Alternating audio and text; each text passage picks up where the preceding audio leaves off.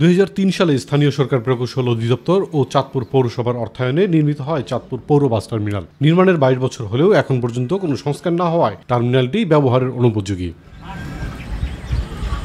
শ্রমিকদের দাবি, টার্মিনালে তৈরি হয়েছে বড় বড় খানাখন্দ, সামান্য বৃষ্টিতে পানি জমা, নির্ধারিত বাউন্ডারি না থাকায় নিরাপত্তা সংকট, বহিরাগতদের অবাধ বিচরণে পরিবহনের বিভিন্ন যন্ত্রাংশ চুরি ও টার্মিনালের পাশে থাকা পৌরসভার ময়লার স্তূপ ও দুর্গন্ধে বিপাকে পড়তে হয় তাদের। তাই টার্মিনাল নয়, সড়কই নিরাপদ তাদের জন্য। এতে দুর্ঘটনার ঝুঁকি বাড়ার পাশাপাশি সড়কে বাড়ছে যানজট ও যাত্রী ভোগান্তি। ময়লার গন্ধে, ধুমার গন্ধে আমরা এখানে থাকতে পারি না। যাত্রী কাছতে কাছতে এবং বমিও করে দেয় অনেক সময়। টার্মিনালে বৃষ্টি হলে বন্য হয়ে যায়, গাড়িতে যাত্রী উঠতে পারে না, আসতে পারে না, যেতে পারে না। সংস্কার ও সব ধরনের সুযোগ সুবিধার পাশাপাশি চাঁদপুর কুমিল্লা আঞ্চলিক সড়কের যানজট নিরসনে টার্মিনাল থেকে যাত্রী ওঠানামায় ব্যবস্থা করার দাবি সাধারণ যাত্রীদের। কর্তৃপক্ষ স্ট্যান্ড ভালো করার জন্য উদ্যোগ নেয়, তাহলে অবশ্যই আমাদের জন্য ভালো হয়, যানজটটাও থাকবে না।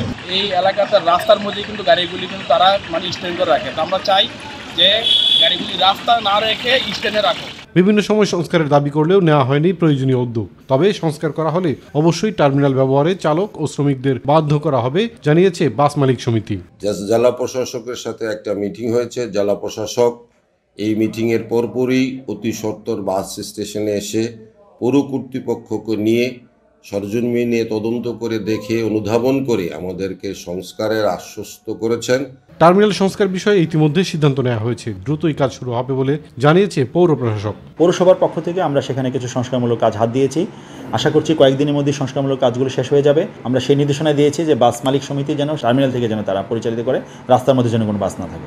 দেশের বিভিন্ন প্রান্তে যাতায়াতের জন্য চাঁদপুর পৌর বাস টার্মিনাল ব্যবহার করছে প্রায় 2 শতাধিক গাড়ি। তাই যানজট ও জনভোগান্তি দূর করতে দ্রুত টার্মিনালের সংস্কারে ব্যবস্থা গ্রহণ করবে কর্তৃপক্ষ, এমনটাই প্রত্যাশা চালক, শ্রমিক ও যাত্রীদের।